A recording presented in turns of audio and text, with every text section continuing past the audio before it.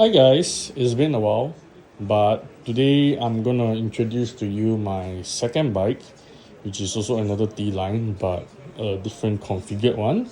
So this is I decided to set one for touring, the other one for casual speed riding kind of differences. So this one is set it up with carbon wheels, which is this China brand called Biscardi. So front is a 5 spokes and rear is a full disc wheel. I'm contemplating whether to remove the mudguards or not because I find mudguards it's useless on a typical day, but then when it's actually raining or the floor is wet, it's pretty much a ass saver, I would say. So giving through a rundown, so this is a 2x setup. As like I said, I'm experimenting with a lot of stuff. So this is a 2x6 gear because 7 gears will require the chain line will be very bad, so I decided to stick with 6. So 2x6 is another alternative to the Brompton's 12 speed 4x3. So this is 2x6. So let me give you a breakdown for all the components used. This is a so-called 11 speed shifter. This one is SRAM XX1 if I'm not wrong. Yeah, so this is the XX1 shifter. Then on the left hand side is this generic Shimano RS700 2-speed shifter. So 2x6. Then mid bar, because I kind of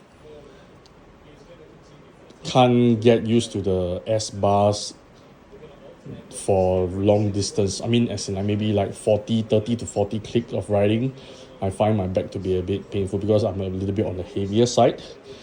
Then grips, I'm using the extra light ones. The handlebar clamp, I change it out from the original because at the moment there's not much option if I want to use a Peak Design one. So I change it to a Trigo ones that enables me to mount a Peak Design thing. And the adapter is also a Trigo adapter. Then everything much is pretty stock.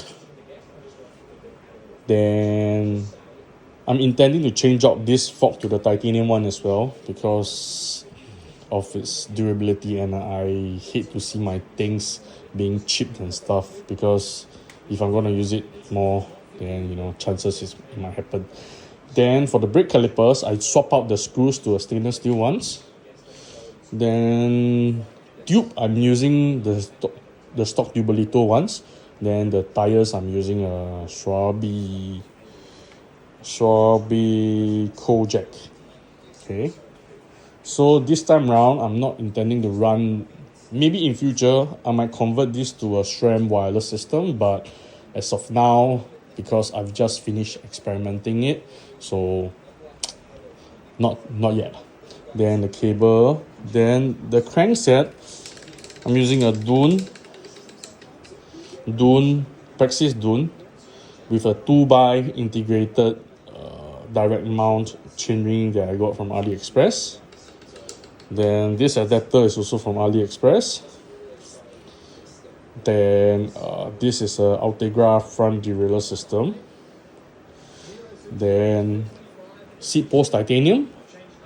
Saddle is the the specialized power com in 155. Then Pentaclip changed the bolt to titanium.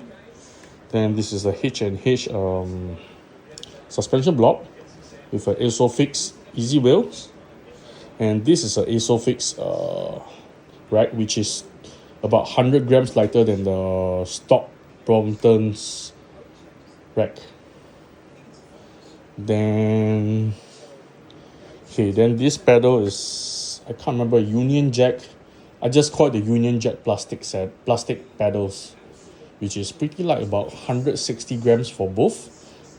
Drive side non-quick release non-drive side quick release like this. Then rear, I'm using back the, as you can see, this is the original Brompton's what's it called, derailleur system, but this particular tensioner has been modified. So as you can see, this part is a little bit different to accommodate it to move more speeds in general.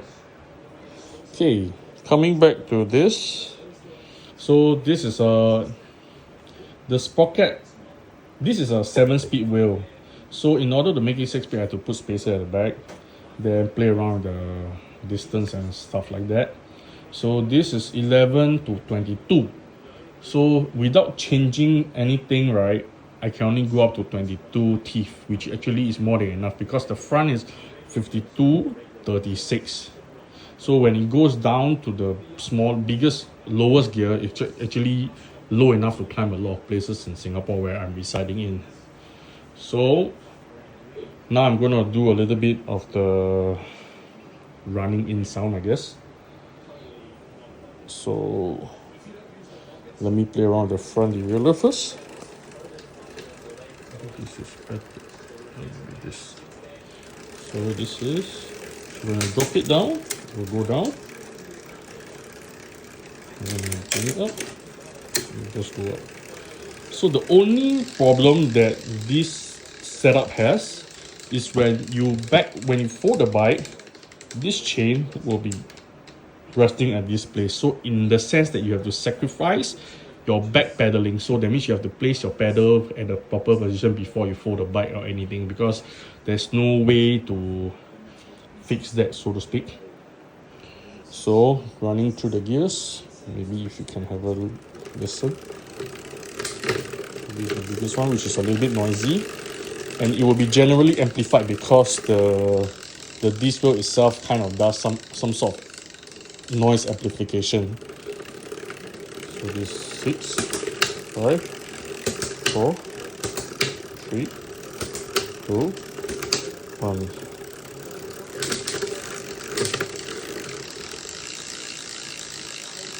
So far, this setup has been serving me quite decently, and if you guys have any opinion or any suggestions, feel free to let me know.